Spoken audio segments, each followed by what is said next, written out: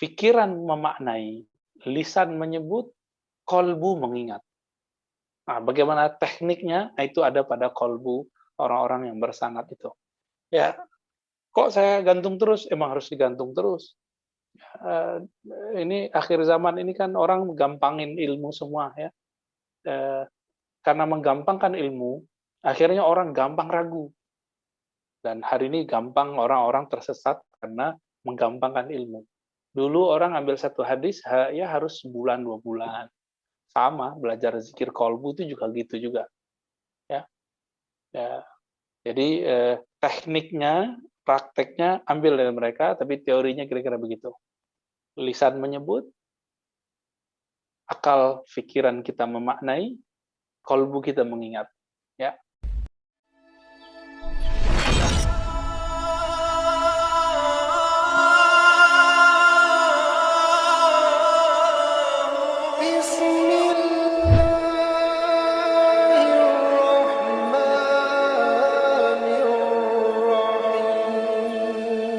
Iya, saya ulang kembali dari Ibu Irma, bagaimanakah cara sholat yang menggabungkan antara jasad, kolbu, dan akal, Bu ya?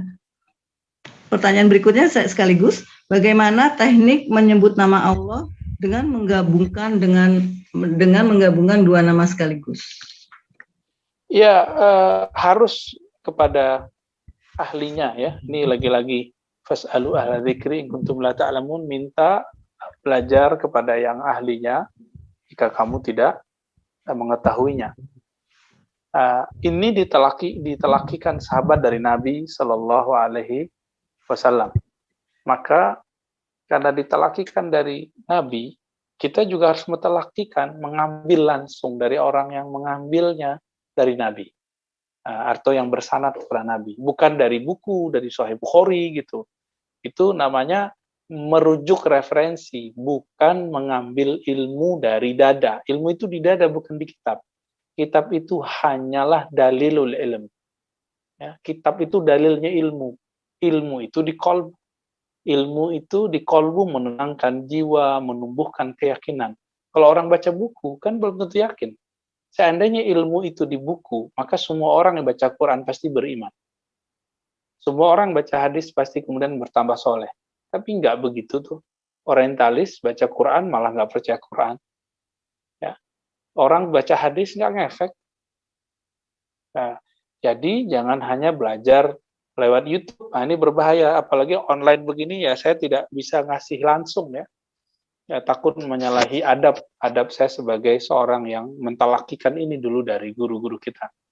Nah, dan mohon maaf ini berkali-kali setiap taklim saya sampaikan, jangan mengamalkan wirid-wirid ijazahan dari YouTube. Saya tidak jamin nanti ketika antum ngambilnya dari sana, maka yang terjadi nanti adalah yang datang kepada kita, yang turun kepada kita bukan malaikat, tapi yang turun kepada kita adalah obsesi. Karena orang ngambil dari YouTube itu, kebanyakan karena terobsesi dengan testimoni-testimoni atau rahasia-rahasia yang disebutkan oleh si pemberi ijazah. Walhasil, apa yang terjadi? Ketika seseorang mengamalkan itu, obsesinya ini yang kemudian membuat dia jadi kacau. Dan saya melihat banyak sekali orang-orang yang sudah menyimpang karena mengamalkan zikir-zikir lewat online, lewat sosmed, dan lain sebagainya. Udah, selama ini amalkan saja apa yang ada dulu. Sepintas, cara menggabungkannya, ya, pikiran memaknai, lisan menyebut, kolbu mengingat. Nah, bagaimana tekniknya? Itu ada pada kolbu orang-orang yang bersanad itu. Ya, kok saya gantung terus? Emang harus digantung terus. Ini akhir zaman ini kan orang gampangin ilmu semua ya. Karena menggampangkan ilmu, akhirnya orang gampang ragu. Dan hari ini gampang orang-orang tersesat karena menggampangkan ilmu. Dulu orang ambil satu hadis, ya harus sebulan, 2 bulan. Sama, belajar zikir kolbu itu juga gitu juga. Ya. Jadi tekniknya, prakteknya ambil dari mereka, tapi teorinya kira-kira begitu. Lisan menyebut, akal pikiran kita memaknai, kolbu kita mengingat. ya. Kira-kira begitu.